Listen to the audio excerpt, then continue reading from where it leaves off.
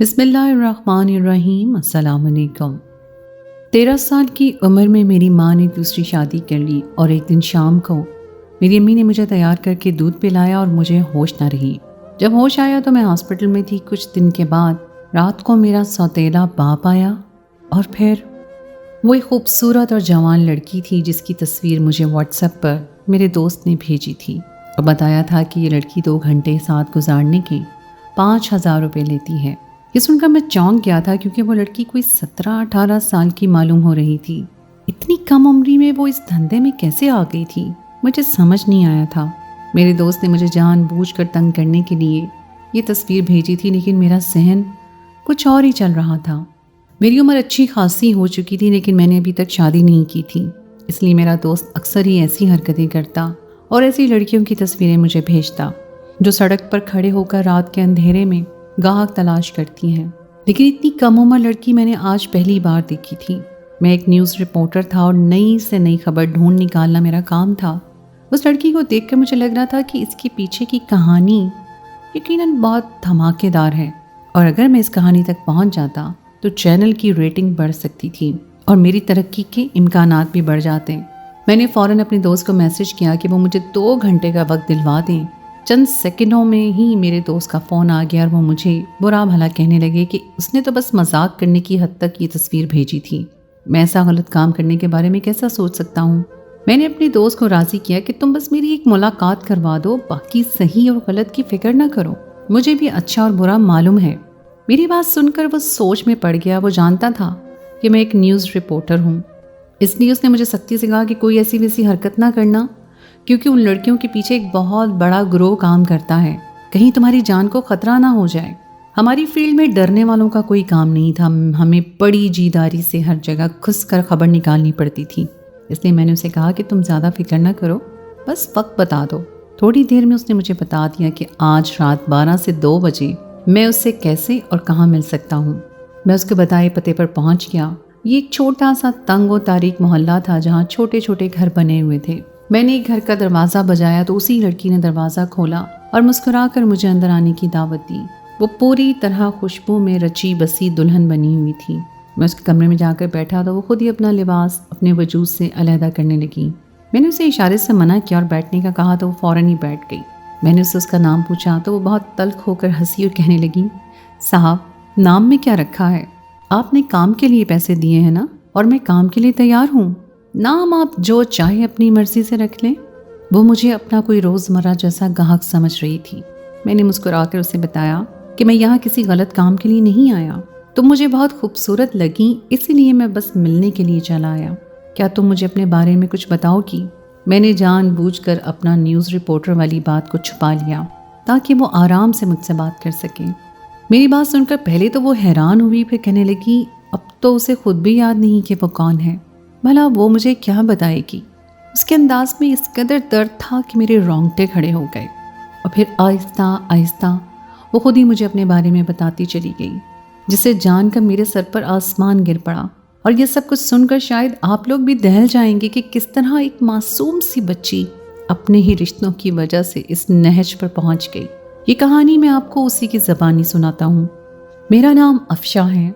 मैं शायद पैदाइशी बदनसीब थी कि मेरा पहला बाप मुझे और मेरी माँ को उस वक्त ज़माने के रहमो करम पर छोड़कर चला गया था जब मैं सिर्फ 5 साल की थी।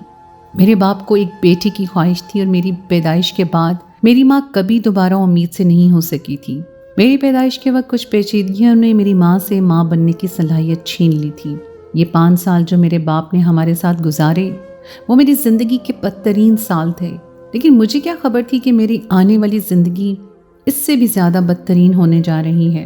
मेरा सगा बाप हर दिन मुझे बहुत मारता, मेरी माँ पर जुल्म करता, मुझे बोझ कहता और हमें ज़रूरियात ज़िंदगी के लिए तरसा देता। कभी कभी तो 2 वक्त की रोटी के लिए भी मेरी माँ को उसकी मिन्नतें करना पड़ती। जब मेरी माँ हालात से तंग आ जाती तो वो मुझे मारने लगती और कहती कि ये सब तेरी वजह से हो रहा है। अगर तेरी जगह मेरा कोई बेटा पैदा होता तो आज मैं रानियों जैसी ज़िंदगी गुजार रही होती।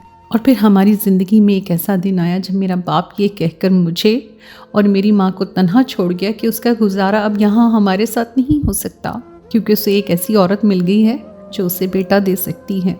उस दिन मेरी माँ बहुत रोई थी क्योंकि हम एक छोटे से घर में रहते थे और ये घर किराए का था। ना ही हमारे पास पैसे थे, ना ही कमाने का कोई वसीला। मेरे नाना नानी का इंतकाल हो गया था और मेरी माँ को मामों से कोई उम्मीद नहीं थी। मेरी माँ को मेरे चेहरे से ही नफरत हो रही थी क्योंकि मेरी वजह से ही उनके मुकद्दर में खाक भर गई थी। लेकिन वो माँ थी ना, मुझे कैसे छोड़ सकती थी। इद्दत के दिनों में भी हमारे घर का खर्चा उठाने के लिए अम्मा को लोगों के घरों में काम करना पड़ा। अम्मा जवान और खूबसूरत थी, इसलिए जहाँ जाती वहाँ किसी न किसी मर्द की हवस भरी नज़रों का शिकार हो जाती। जिंदगी हम पर बहुत तंग हो गई थी। और फिर एक दिन अम्मा की मुलाकात अशरफ अंकल से हुई। अशरफ अंकल मेरे मामू के पुराने दोस्त थे और अम्मा को उनकी शादी से पहले से जानते थे। अम्मा किसी के घर काम करने के लिए गई थी, वहीं उनका टकराव अशरफ अंकल से हुआ था। अशरफ अंकल अम्मा को इस तरह लोगों के घर में काम करता देखकर हैरान रह गए थे क्योंकि मेरे मामू बहुत अच्छा खाते पीते थे। उन्हें यकीन ही नहीं आया था कि अम्मा को अपनी ज़िंदगी का गुजर बसर करने के लिए इस तरह लोगों के घरों में काम करना पड़ रहा है। अशरफ अंकल ने अम्मा की हमदर्दी के नाते मदद शुरू कर दी और कुछ ही दिनों बाद अम्मा को शादी की पेशकश भी कर दी। अशरफ अंकल का अपना घर था, वो बहुत अच्छा कमाते थे। उनकी पहली बीवी उन्हें छोड़ गई थी और उन्हें अम्मा पसंद आ गई थी। अशरफ अंकल में ऐसी कोई बुराई नहीं थी कि अम्मा इस रिश्ते के लिए इनकार करती। वैसे भी अशरफ अंकल मुझ समेत अम्मा को दिलो जान से कबूल करने के लिए राज़ी थे। अम्मा को इससे ज़्यादा और क्या चाहिए था। एक सुकून की छत और एक तहफ़्फ़ुज़ भरा साथ नसीब हो रहा था। अशरफ अंकल ने अपने 2 दोस्तों को गवाह बनाकर सादगी से अम्मा के साथ निकाह किया और हमें हमारे सामान समेत अपने घर ले आए। अशरफ अंकल ने शादी वाले दिन मोहब्बत से मुझे गोद में उठाया और प्यार करके कहने लगे, अफशा आज से मेरी बेटी है और मेरे होते हुए इसे किसी चीज़ की कोई कमी नहीं होगी। और फिर अंकल ने अपनी बात सच कर दिखाई। हर गुजरते दिन के साथ उनकी मोहब्बत मेरे लिए बढ़ती चली गई। वो मेरी हर छोटी से छोटी बात का ख्याल रखते। अंकल ने मुझे अच्छे स्कूल में दाखिला भी करवा दिया था और सख्ती से इस बात की ताकीद की थी कि मैं उन्हें अंकल नहीं बल्कि पापा पुकारा करूंगी। मेरे सगे बाप का बुरा सलूक मुझे आज भी याद था, इसलिए जब मैंने पापा का शफकत भरा अंदाज देखा तो मैं पूरी तरह उनसे मोहब्बत करने लगी। पापा के दोनों दोस्त भी अक्सर हमारे घर आते। उनका रवैया भी मेरे साथ बहुत ही मोहब्बत भरा होता। अम्मा की इस दूसरी शादी के बाद अम्मा ने लोगों के घरों का काम छोड़ दिया था और पापा की बहुत अच्छी नौकरी थी और उन्होंने ज़िंदगी हर आसाइश हमारी झोली में डाल दी थी। मैं खाने के साथ साथ रोज़ाना रात को दूध भी पीने लगी थी। पापा मेरे लिए टॉफ़ियाँ, चॉकलेट, फ्रूट हर चीज़ ला कर देते और हर मौके पर मुझे खिलौने भी दिलाते। अम्मा कभी कभी पापा की मेरे लिए मोहब्बत देखकर कहती कि इतनी मोहब्बत तो तुम्हारे सगे बाप ने भी तुम्हें नहीं दी थी जितनी अशरफ ने दी है। और वाकई अम्मा की बात बिल्कुल दुरुस्त भी थी। अशरफ अंकल अम्मा से कहीं ज़्यादा मुझे वक्त देते थे ताकि मुझे अपने बाप की कमी महसूस ना हो। मुझे घुमाने फिराने के लिए ले जाते और बाहर मेरी मर्ज़ी का खाना भी खिलाते। पापा के दोस्त राफ़े अंकल अक्सर हमारे घर आते। उनकी अम्मा से काफ़ी अच्छी बातचीत हो गई थी, इसलिए वो पापा की गैर मौजूदगी में भी हमारे घर आ जाते और हम मेरे साथ ड्राइंग रूम में बैठकर घंटों खेला करते। लेकिन एक बात बहुत अजीब थी, जब भी राफ़े अंकल और अम्मा एक साथ बैठे होते तो वो मुझे यहाँ वहाँ दूसरे खेल कूद में मसरूफ़ करवा देते और उन दोनों के दरमियान न जाने क्या बातें होती थीं। उनकी सरगोशियाँ मुझे आज तक समझ नहीं आई थीं। दिन यूं ही तेज़ी से गुजरते चले गए और मैं 13 साल की उम्र में जवान हो गई। मेरे वजूद में कई तब्दीलियाँ रूनुमा हुई और मैं बच्ची से एक जवान लड़की लगने लगी। मेरा खाना पीना बहुत अच्छा था, इसलिए मेरा कद काठ भी काफ़ी ऊंचा लंबा हो गया। जैसे ही मैं जवान हुई मेरी अम्मा को मेरी फ़िक्र सताने लगी। उन्होंने बिला ज़रूरत मेरा घर से निकलना बंद कर दिया और हर वक्त मुझे दुपट्टा ओढ़ कर रखने की ताकीद करती और कभी कभी तो मुझे पापा से भी ज़्यादा करीब होने के लिए मना करती और राफ़े अंकल के सामने आने पर भी पाबंदी लगा देती। हर गुजरते दिन के साथ मुझे एहसास हो रहा था जैसे मेरी माँ को मुझसे ज़्यादा तहफ़्फ़ुज़ात हो गए हैं। उन्हें मेरा पापा के साथ बैठना, बातें करना, हंसना बोलना अच्छा नहीं लगने लगा था। वो मुझे बहाने बहाने से मेरे कमरे में ही रहने का कहती थी। राफ़े अंकल के साथ भी मेरा खेलना बंद हो चुका था। अम्मा ने मुझे बाहर कोई दोस्त बनाने की इजाज़त नहीं दी थी, इसलिए मैं बहुत तन्हाई महसूस कर रही थी। कभी कभी तो मुझे अम्मा की हरकत बहुत अजीब लगती, उनकी सोच पर भी गुस्सा आता। हमें पापा के साथ रहते हुए 8 साल का अरसा होने वाला था और उन 8 सालों में पापा ने कभी कोई ऐसी बात नहीं की थी जिससे वो मुझे अपने दुश्मन मालूम होते। पापा ने तो मुझे मेरे सगे बाप से भी कहीं बढ़कर मोहब्बत और तवज्जो दी थी, और राफी अंकल का अंदाज भी ऐसा ही था। एक शाम अम्मा ने मुझे कहा कि अच्छे से तैयार हो जाओ। मैंने हैरानी से पूछा कि हमें कहीं जाना है क्या? अम्मा हंसकर कहने लगी, एक सरप्राइज है, तुम तैयार होकर ये दूध का गिलास खत्म कर लो, मैं जब तक बाजार से कुछ काम निपटा कर आती हूँ। मैं तैयार होकर सारा दूध पी चुकी थी और अम्मा पापा के साथ बाजार चली गई थी। मुझे दूध पीकर ज्यादा देर भी नहीं हुई थी कि मैं अपने होश खो बैठी, और उसके बाद मुझे कुछ याद नहीं रहा। जब होश आया तो मैं अस्पताल के बिस्तर पर पड़ी हुई थी। मेरे जिस्म पर काफी ज्यादा चोटें आई हुई थी और अम्मा मेरे सरहाने खड़ी थी। मुझे होश में आता देखकर अम्मा रोते हुए मेरे करीब आई। मैंने बहुत मुश्किल से अम्मा से पूछा कि मैं अस्पताल में क्यों हूँ। अम्मा ने बताया कि मैं सीढ़ियों से गिर गई थी, और जब अम्मा पापा बाजार से वापस घर आए तो मैं खून में लथपथ नीचे पड़ी हुई थी। अम्मा को मेरी बहुत ज़्यादा फिक्र हो रही थी, लेकिन अम्मा से भी कहीं ज़्यादा परेशान मेरे पापा हो गए थे। पापा मेरे करीब आए और मेरे साथ मेरे माथे पर प्यार करते हुए कहने लगे, अफशा तुम परेशान ना हो, जल्दी तुम्हारी अस्पताल से छुट्टी हो जाएगी।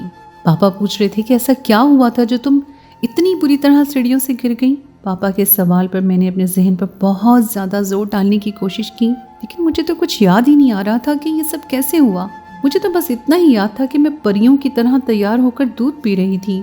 पापा के सवाल पर अम्मा कहने लगी, ऐसी कोई बात ना पूछो जिससे इसे जहन पर जोर लगाना पड़े, अभी इसे आराम की ज़रूरत है, ये सब बातें बाद में भी हो सकती हैं।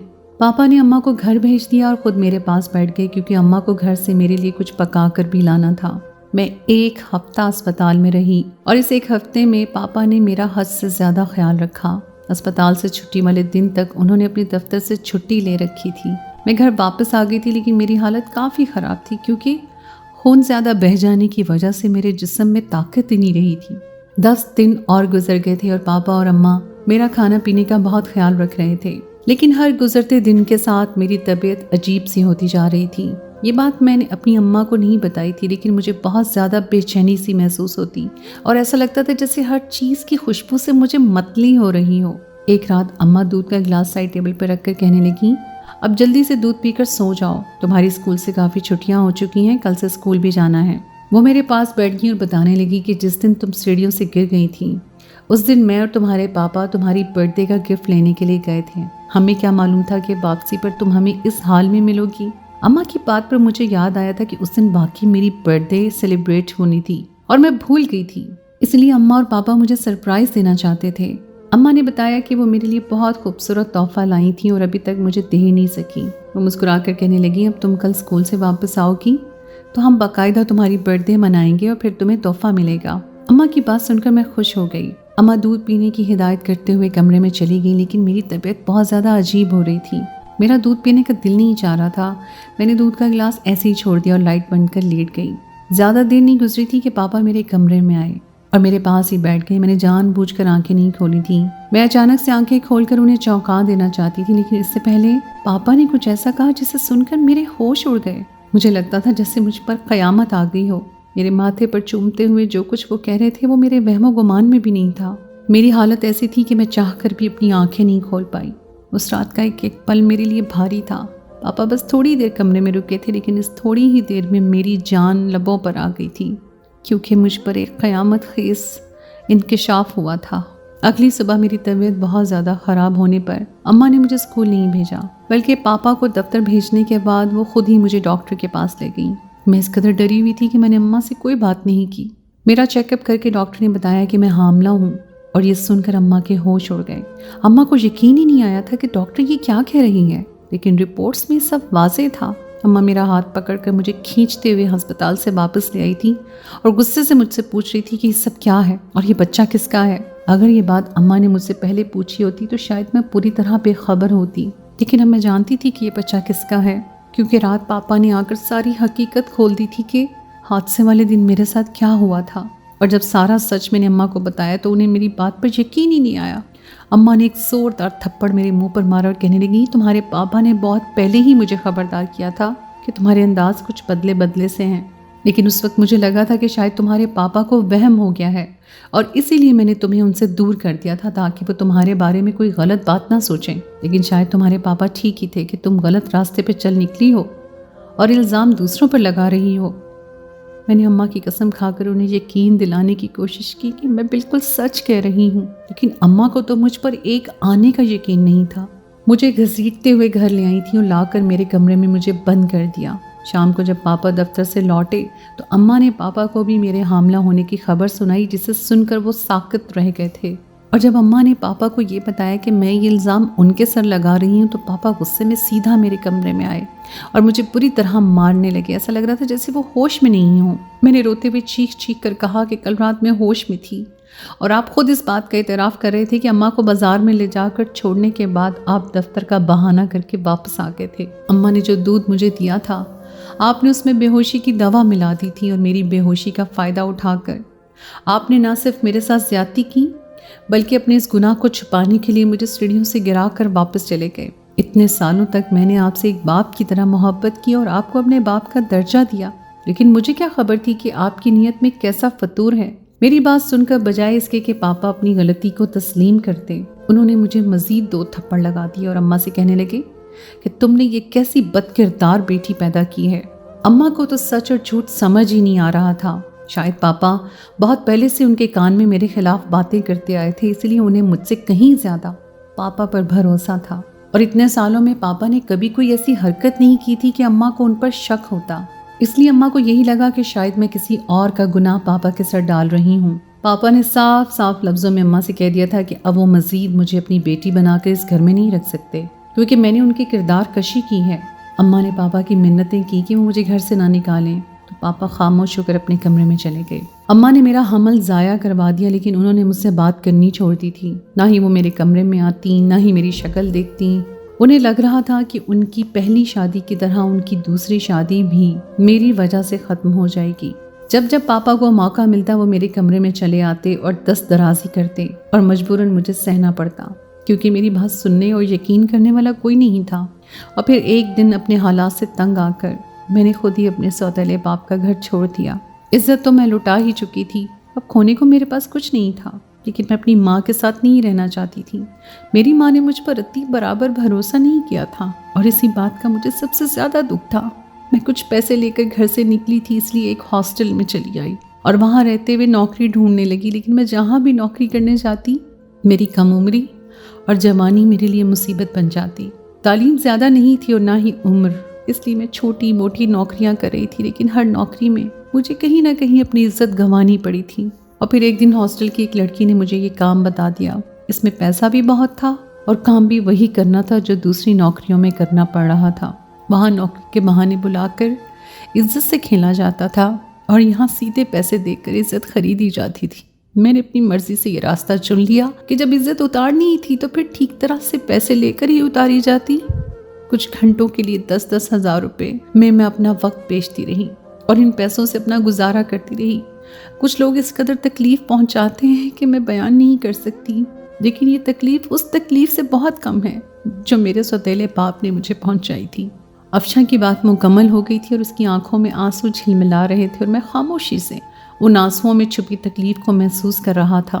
میں ایک چھوٹا سا ریکارڈر لے کر اس کے کمرے میں گیا تھا اور اس کی ساری باتیں ریکارڈ ہو چکی تھیں، لیکن اس کی حقیقت جاننے کے بعد مجھ میں اتنی ہمت نہیں تھی کہ میں بھی اس کے ساتھ دھوکہ کرتا۔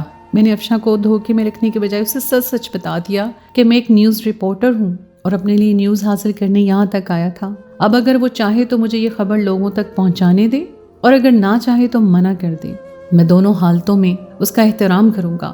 وہ روتے ہوئے مجھ سے پوچھنے لگی کہ آپ کو یہ خبر چلا کر کیا حاصل ہو جائے گا؟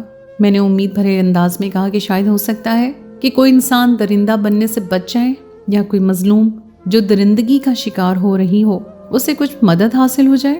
افشاں نے اپنی رضامندی سے مجھے یہ خبر لوگوں تک پہنچانے کی اجازت دے دی تاکہ پھر کسی اور لڑکی کو ایسے کسی سوتیلے باپ کے ہاتھوں بربادی کا سامنا نہ کرنا پڑے۔ میری سب سننے والوں سے یہی گزارش ہے کہ اپنے ارد گرد کے حالات سے باخبر رہیں۔ کوئی بھی عورت اپنی مرضی سے گناہوں کے دلدل میں نہیں دھنستی، بلکہ اس کے حالات اسے اس نہج پر پہنچا دیتے ہیں۔ افشاں جیسی کئی لڑکیاں آج اس مقام پر کھڑی ہیں، لیکن ان کے پیچھے ہاتھ ہمارے ہی معاشرے کے مردوں کا ہے۔ تو دوستو، یہ تھی میری آج کی کہانی۔ امید ہے آپ کو آج کی کہانی پسند آئی ہوگی۔ کہانی اچھی لگی تو اس کو لائک ضرور کیجیے، اپنے دوستوں کے ساتھ شیئر کیجیے، اور اگر آپ نے ابھی تک میرے چینل کو سبسکرائب نہیں کیا تو اس کو فوراً سبسکرائب کر لیجیے۔ ساتھ ہی لگے بٹن کو بھی پریس کر دیں تاکہ آپ کو میری آئندہ آنے والی کہانی کا نوٹیفیکیشن بر وقت مل سکے۔ اگلی کہانی تک کے لیے مجھے دیجیے اجازت۔ خدائے پیمان۔